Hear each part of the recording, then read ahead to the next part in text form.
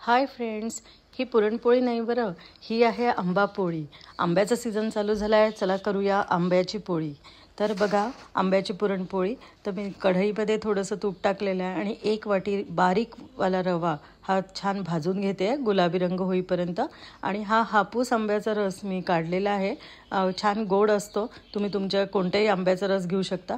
2 वाट्या मी आता भाजलेल्या रव्यामध्ये हे 2 वाट्या हापूस आंब्याचा रस टाकते आहे आणि छान परतवून घेते आहे। खूप वेळ म्हणजे याच्यातला जो ओलावा आहे तो गेला पाहिजे।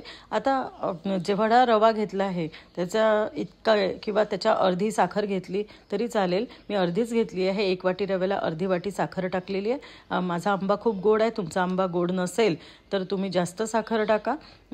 2 वाट्याही टाकू शकता, 1 वाटी टाकू शकता, आंब्याच्या गोडव्यावर डिपेंड आहे। पण जेवढा रवा घेतला तेवढा किंवा त्याच्यापेक्षा कमी तरी साखर अर्धा तरी साखर टाकली पाहिजे। तर बघा, मी आता खूप वेळ परतत ठेवलेलं आहे, झाकण ठेवली होती आणि असा घट्ट गोळा झालेला आहे। याच्यामध्ये आता अर्धी वाटी आपण मिल्क पावडर टाकूया। मिल्क पावडरनी कसं छान खव्याची टेस्ट येते आणि जरासा घट्ट पण होतो। आणि झाला असा कसं समजायचा तर आपण त्याची अशी गोळी करून पाहिलेली आहे। यामध्ये थोडीशी विलायची पावडर टाकूया। बघा, छान गोळा तयार झालेला आहे। पुरणपोळीचा गोळा करतो तसं मी कणिक भिजवली आहे तिथे आणि यामध्ये हा गोळा भरून घेऊया। छान आतपर्यंत असं सर्व बाजूनी मिश्रण पोचेल असं मी व्यवस्थित त्याला भरून घेतलेलं आहे। बघा, आता पोळी लाटून घेऊया। माझं जे लाटणं आहे ते रेघांचं आहे, त्यामुळे लाईन्स तुम्हाला दिसत असतील, छान दिसतात म्हणून मी हे लाटणं वापरते। तुम्ही साधंही लाटणं वापरू शकता। किती छान आतलं सारण तुम्हाला दिसते आहे आणि ते पूर्ण कडेपर्यंत गेलेलं आहे।